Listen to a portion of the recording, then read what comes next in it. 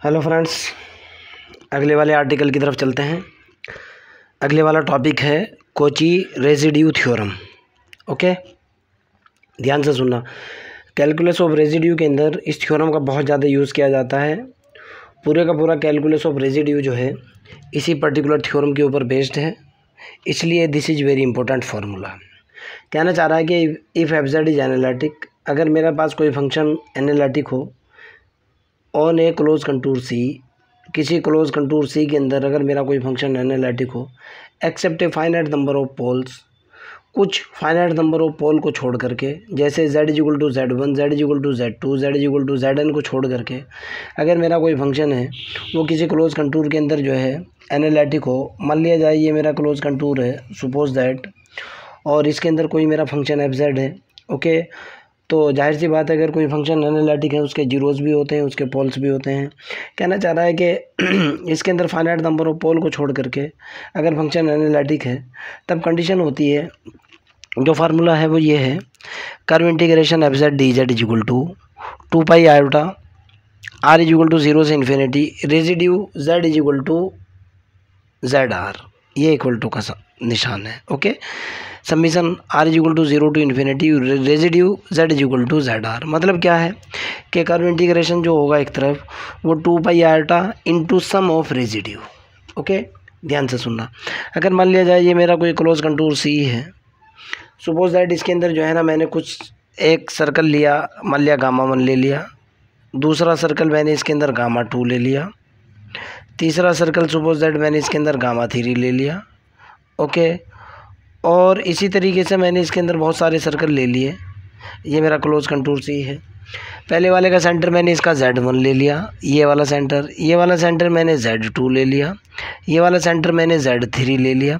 और ये जो इसके अंदर सर्कल्स हैं एक दूसरे के ऊपर ओवरलैप, यानी एक दूसरे के ऊपर नहीं है, सब एक दूसरे से दूरी पर हैं। एक अगर यहाँ है तो दूसरा ऐसा नहीं है। ओके, यानी अगर एक सर्कल ऐसे है तो दूसरा यहीं कहीं है। समझ आती है ना मेरी बात? क्लियर? तो थोड़ी सी थ्योरी है वो लिख रहा हूँ, उसके बाद प्रूफ की बात करूँगा। मैं कह रहा हूँ कि सपोज दैट, और ये मैंने कहाँ लिया है, आप अगर लेना चाहो तो एक्स एक्सिस, ओरिजिन पॉइंट और वाई एक्सिस, कोई फ़र्क नहीं पड़ता, कैसे भी ले लो यार, कॉम्प्लेक्स है। मैं कह रहा हूँ कि सपोज दैट क्या सपोज कर रहा हूँ भाई, suppose that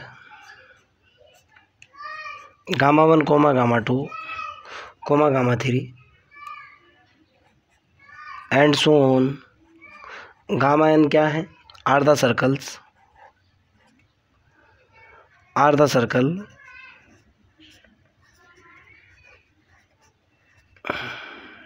with centers, center क्या मान लो इनके भाई में, with centers z1 comma z2 comma z3 and so on zn। कहाँ है? ओके, सेंटर एंड इनकी रेडियस भी मान लो, and radius is very small.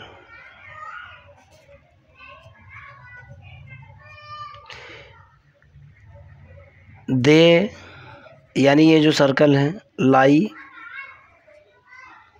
In a close contour C, in a closed contour सी।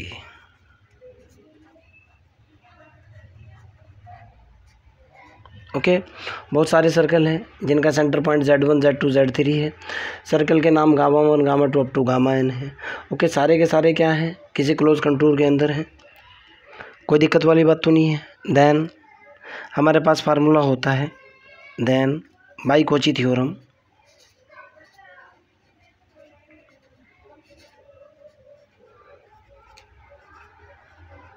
ये जो कोची थ्योरम होती है कॉम्प्लेक्स इंटीग्रेशन की, जो कोची थ्योरम उसकी बात कर रहा हूँ। कभी आप ये कहो कि सर ये कौन सा कोची थ्योरम है, आपको पता है कि ये जो कर्व इंटीग्रेशन की जो वैल्यू होगी, ओके, ये बराबर हो जाएगी इस क्लोज कर्व कंटूर के अंदर जो इंटीग्रेशन है, ये हो जाएगा curve integration F Z D Z बराबर क्या हो जाएगा भाई, पहले वाले सर्कल के लिए हो जाएगा curve integration gamma 1 F Z D Z. दूसरे वाले सर्कल के लिए क्या हो जाएगा, gamma two F Z D Z. आप तो जानते ही हो, अगर किसी क्लोज कंटूर के अंदर जो है बहुत सारे सर्कल या बहुत सारे जो है ना रीजन्स आते हैं, तो Cauchy integral formula, Cauchy theorem उसके ऊपर काम करती है और बोलती है कि सर्कल उस डोमेन के अंदर या उस क्लोज कंटूर के अंदर जितने भी हैं उनके ऊपर जो कर्व इंटीग्रेशन है अलग अलग के सम के बराबर होता है। ये बात मैं आपको कॉम्प्लेक्स इंटीग्रेशन के अंदर बता चुका था। ओके, प्लस अगले वाला क्या होगा भाई, curve integration F Z D Z. और लास्ट में क्या होगा भाई, प्लस का निशान लगाने के बाद gamma N F Z into D z. Clear है ना। सपोज दैट ये मेरी इक्वेशन 1 है। अब यहाँ से देखता हूँ मैं, अगर ऐसा है तो ध्यान से देखना है। अब इसकी ज़रूरत नहीं रही, बाद में देखते हैं इस पेज का यूज़। अब यहाँ से देखो बेटा,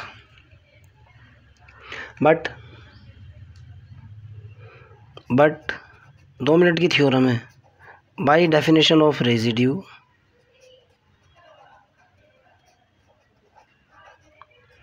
डेफिनेशन ऑफ रेजिड्यू की जो मैंने लास्ट लेक्चर के अंदर आपको डेफिनेशन बताई थी, ओके, डेफिनेशन ऑफ रेजिड्यू की जो मैंने डेफिनेशन बताई थी वो मैंने आपको ये बताया था, ध्यान से देखना क्या डेफिनेशन थी। वो ये था कि 1/2 पाई आयोटा, शॉर्ट में लिख रहा हूँ, पहले वाले कर्व के लिए gamma F Z D Z is equal to residue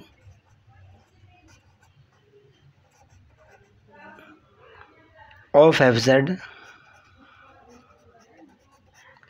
8 z is equal to Z1। ये मेरे पास डेफिनेशन थी, ओके, रेजिड्यू की डेफिनेशन। तो मैं यहाँ से जो है पहले वाले सर्कल के लिए, जो पहला सर्कल गामा है, इसके लिए curve integration F Z D Z की वैल्यू अगर मैं निकालूंगा तो मैंने यहाँ से वैल्यू निकाली। This is the fundamental definition और this is the formula for residue. Okay, basic definition होती है रेजिड्यू की। मैंने यहाँ से curve integration gamma F Z D Z की वैल्यू निकाली, F Z into D Z is equal to 2 pi की उधर गुना हुई, 2 पाई आउटा ये निकला। ओके, और ये निकल कर के आया रेजिड्यू, शॉर्ट में लिख रहा हूँ मैं, किस पे, z is equal to Z1 पर। ओके भाई, इसी प्रकार जो है गामा 2 के लिए मेरे पास क्या होगा, सिमिलरली इसी तरीके से देख रहा हूँ मैं। सिमिलरली जब इसके ऊपर मैं रेजिड्यू की डेफिनेशन लगाऊंगा, ये हो जाएगा कर्व इंटीग्रेशन, क्या हो जाएगा अगले वाला भाई, ये हो जाएगा gamma 2 f Z into D Z is equal to हो जाएगा 2 पाई आयोटा, और ये रेजिड्यू किस पर होगी भाई, z is equal to Z2 पर आ जाएगा। और जब अगले वाला और निकालूंगा मैं गामा 3 का, और कैलकुलेट करो आप, जब गामा 3 को मैं कैलकुलेट करूंगा तो ये एफ जेड डी जेड उसी तरीके से हो जाएगा, इज इक्वल टू क्या होगा, 2 pi iota into residue of z is equal to Z3 पर हो जाएगा। और सिमिलरली मैं गामा एन कैलकुलेट कर लूँगा। अब मैं सारी की सारी वैल्यू पुट करूँगा इन इक्वेशन फर्स्ट। नाउ पहले मैं फर्स्ट इक्वेशन लिखूँगा, उसके बाद वैल्यू डालूँगा। नाउ मेरा जो कर्व इंटीग्रेशन वाला समीकरण है, F Z into D Z की वैल्यू कितनी है भाई, वो है gamma 1 F of Z1 into D Z plus अगले वाला है gamma 2 F of Z into D Z है, प्लस अगले वाला है gamma 3 F Z into D Z है, and so on, plus last वाला है gamma N F Z into D Z है। ओके, इसको इक्वेशन 1 का नाम दिया था मैंने। देखो बेटा, मैं वैल्यू पुट कर रहा हूँ। रेजिड्यू की डेफिनेशन से पहले वाला रिजल्ट कितना निकला भाई, तो इधर मेरे पास बना curve integration F Z into D Z is equal to, पहले वाले गामा 1 की वैल्यू डाली, ये निकला मेरे पास 2 पाई आयोटा इंटू रेजिड्यू किस पर निकला भाई, z is equal to Z1 पे। उससे अगले वाला कितना निकला, गामा 2 की वैल्यू डाली, ये निकला 2 pi iota into residue z is equal to Z2 के ऊपर, and so on, plus last वाला कितना होगा, 2 pi iota residue z is equal to Zn के ऊपर। यही तो होगा ना। जब मैं इसमें से 2 पाई आयोटा कॉमन ले लूँगा तो मेरे पास रिजल्ट कितना बन जाएगा भाई, ये यहाँ से मेरे पास रिजल्ट बना सीधे का सीधा, इधर तो हुआ curve integration F Z into D Z is equal to 2 pi iota, मैंने कॉमन ले लिया, ये बना मेरे पास residue z is equal to z1 plus residue z is equal to z2 plus and so on residue z is equal to zn। Okay, इसको क्या लिख सकता हूँ भाई, ये तो हुआ 2 पाई आयोटा इंटू इसके ऊपर सिग्मा लगा दिया मैंने, कहाँ से चला मैं, r इज इक्वल टू 1 से चला, और कहाँ तक जाना चाह रहा हूँ, n तक ले लो या इन्फिनिटी तक, जहाँ तक भी आप जाना चाह रहे हो।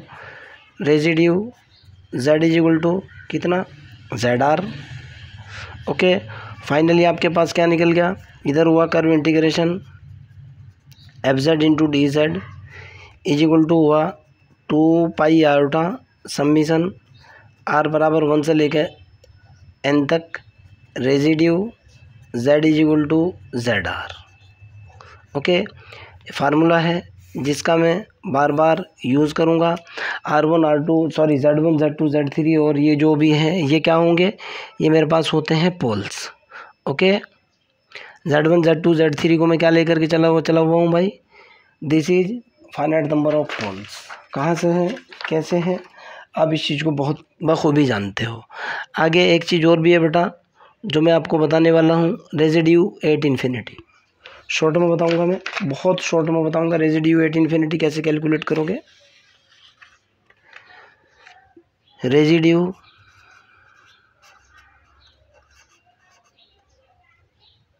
Eight infinite. ओके, आपको कुछ भी नहीं करना है, जो आपका रेजिड्यू ऑफ इन्फिनिटी निकलेगा। ओके, अगर बाय चांस आपके पास एफ ऑफ जेड कोई फंक्शन है, मान लिया जाए F of z is any function, suppose that. Okay, तो जाहिर सी बात है जब आप इसका रेजिड्यू डिफाइन करते थे आपके पास रिजल्ट निकल करके आता था 1/2 पाई आयोटा, यही तो करते थे ना, curve integration F Z into D Z, ये आपका बेसिक कंसेप्ट था। इसको आपको चेंज कर देना है। ओके, कहाँ चेंज करना है, इसको सिर्फ इतना सा चेंज करना है, इज चेंज, किसके अंदर चेंज हो जाएगा, ये क्वेश्चन आपकी क्लियर होगी बात, माइनस के 1/2 पाई iota curve integration F Z into D Z, बस आपको ये चेंज करना है और फालतू आपको छेड़ना ही नहीं, रेजिड्यू एट इन्फिनिटी पे निकल जाएगा। सवाल पैदा होता है सर ये क्यों चेंज करेंगे हम लोग, भाई यहाँ में जो निकालता था स्टार्टिंग में जो लेकर के चलता था मैं क्लॉकवाइज डायरेक्शन में लेकर के चलता था, इन्फिनिटी पे मैं उल्टा लेकर के चलूँगा एंटी क्लॉकवाइज डायरेक्शन के अंदर। ओके, मतलब ये निकलता है। एक और भी मेथड है, ओके, वो 1/z का कोफिशेंट वाला है, अलग अलग राइटर्स ने चीज़ों को अलग अलग लिखा है। मैं तो ये कह रहा हूँ कि भाई सीधा जो है आपको माइनस के निशान का यूज़ करना है। ओके, फिर भी अगर आपका कोई डाउट रहा, कोई प्रॉब्लम रही तो क्वेश्चन में क्लियर हो जाएगी, इतना लंबा चौड़ा इशू नहीं है।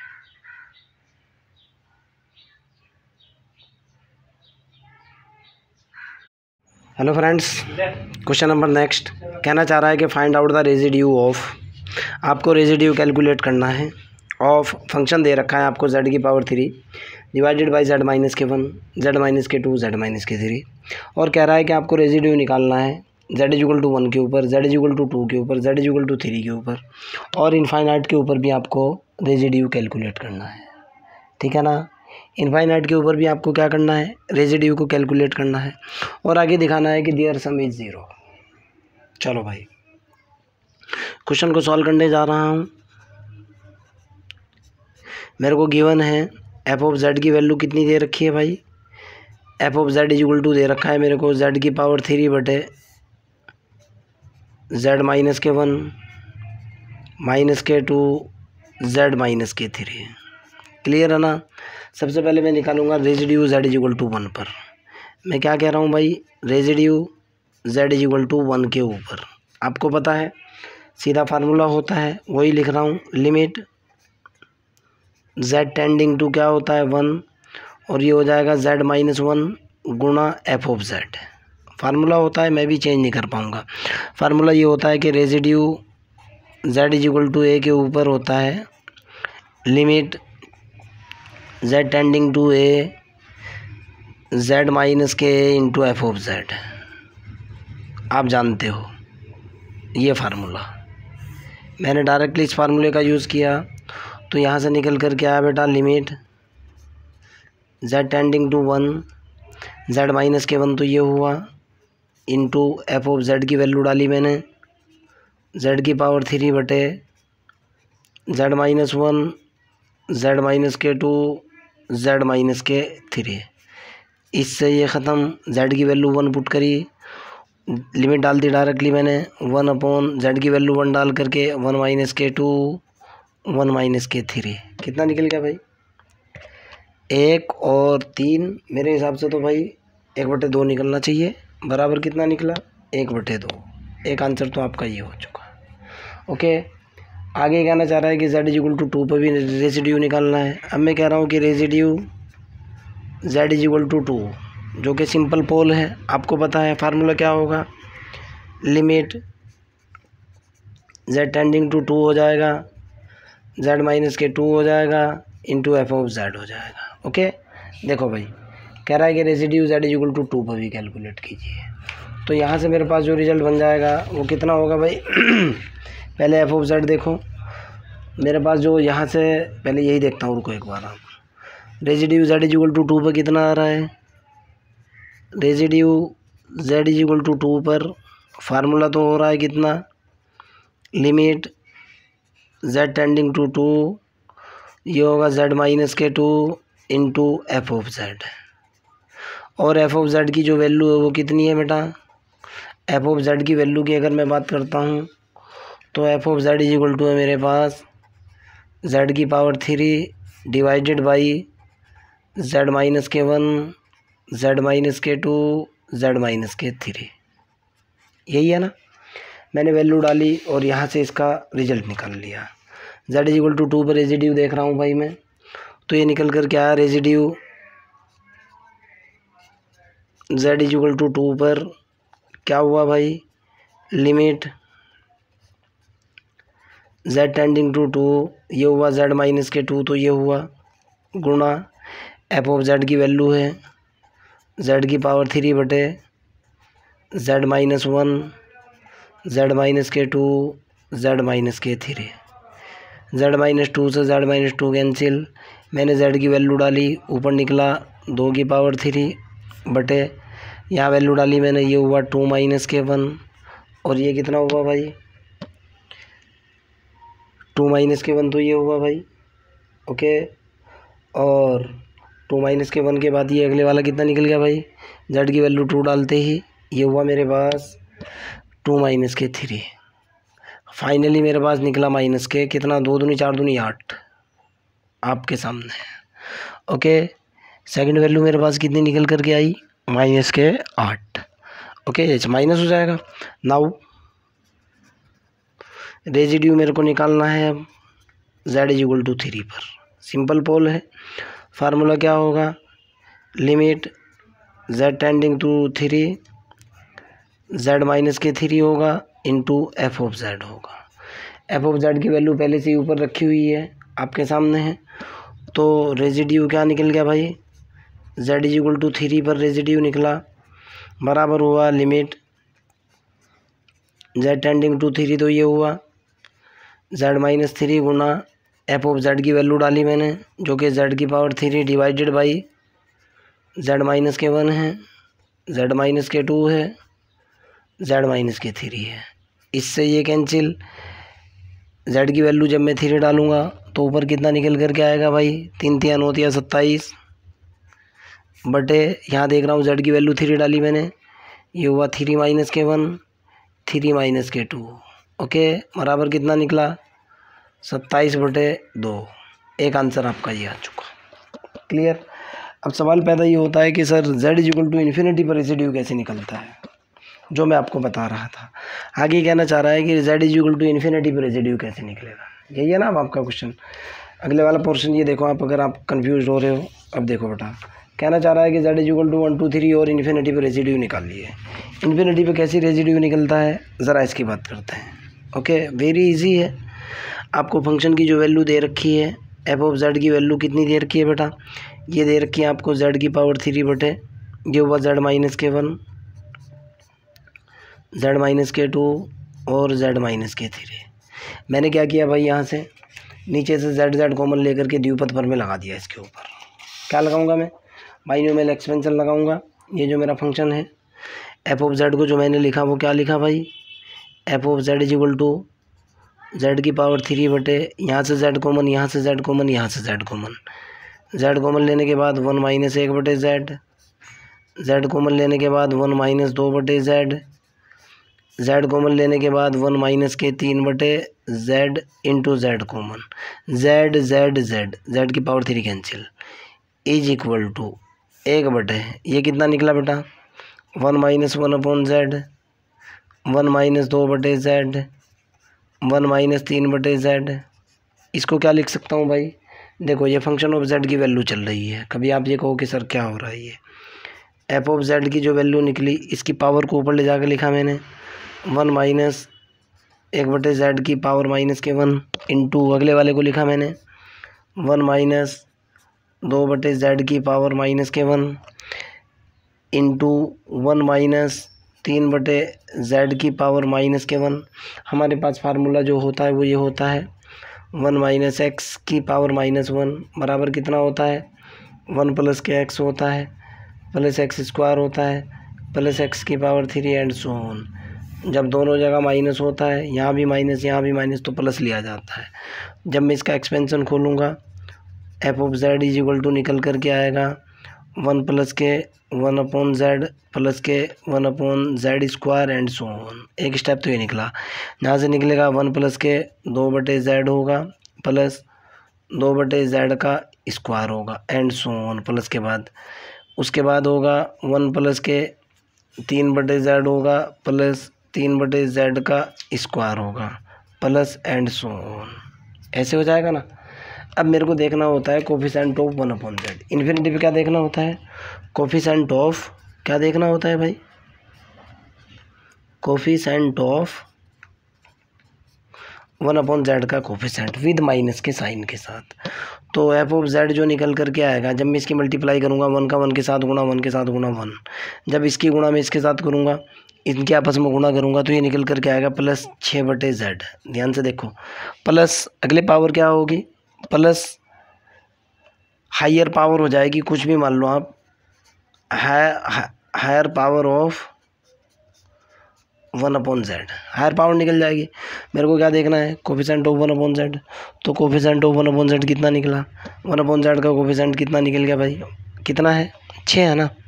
लेकिन इन्फिनिटी पे मैं क्या बोलता हूँ, इन्फिनिटी पे मैं बोलता हूँ कि मेरे को माइनस का निशान लेना होता है। ओके, जो लास्ट लेक्चर के अंदर कैलकुलस ऑफ रेजिड्यू में मैंने आपको बताया था, वहाँ भी मैंने आपको ये बात बताई थी कि बच्चों आप जो है इन्फिनिटी पे जो रेजिड्यू कैलकुलेट करोगे तो उसके अंदर आप क्या करोगे, जो भी आपके पास 1/z होगा उसका गुणांक ले लोगे। पॉजिटिव होगा तो नेगेटिव कर लोगे, नेगेटिव होगा तो पॉजिटिव कर लोगे। अर्थात भाई अगर यहाँ नेगेटिव है तो पॉजिटिव, क्योंकि साइन एकदम नेगेटिव होता है। तो रेजिड्यू किस पर निकला, ये किस पर निकला, रेजिड्यू किस पर हुआ है, रेजिड्यू z = इनफाइनाइट पर हुआ। क्लियर है ना, एक आंसर आपका ये आ चुका। लास्ट जरा सा आपको होमवर्क दे रहा हूँ, जो तीनों अलग अलग z = 1 z = 2 z = 3 पर जो रेजिड्यू निकले हैं, आप उन तीनों को जोड़ो, उन सब का जोड़ 0 के बराबर आएगा। ठीक है ना। z = 1 पर रेजिड्यू देखो, अब आप एक तो रेजिड्यू आपका ये निकला हुआ है, इसको जोड़ो। दूसरे वाला रेजिड्यू जो है ना आपका एक और भी निकला हुआ है, ये देखो भाई, दूसरे वाला रेजिड्यू आपका ये निकला हुआ है -8। एक तो निकला हुआ है -8, एक निकला हुआ है कितना 27/2, ये देखो आप। और एक कितना निकला हुआ है +1/2, और एक कितना निकला है -6। इन्फिनिटी पे रेजिड्यू निकालना है ना अभी। ओके, कह रहा है कि सम ऑफ रेजिड्यू कैलकुलेट कीजिए एंड दियर सम इज 0, ये जो पार्ट है। तो जब मैं इन सबको, जो मेरे पास रेजिड्यू निकले हैं, एक रेजिड्यू ये है, एक रेजिड्यू ये है, एक उससे बाद के निकला है, उसके बाद इन्फिनिटी पर निकला है। जब मैं इनको -1/2 + 8 -6 जब इन सबको जोड़ूंगा, जोड़ने के बाद ये रिजल्ट 0 के बराबर आएगा। चाहे तो आप जोड़ करके देख लो यार, ये लो जोड़ भी दूंगा मैं।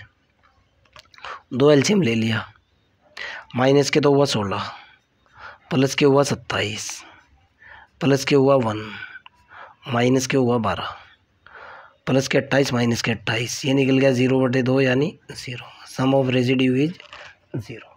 ठीक है ना बेटा। फिर भी अगर आपको कोई डाउट हो, कोई प्रॉब्लम हो, कमेंट सेक्शन के अंदर क्वेश्चन को डाल दीजिए, मैं आपकी हेल्प कर दूँगा। चलो बाय।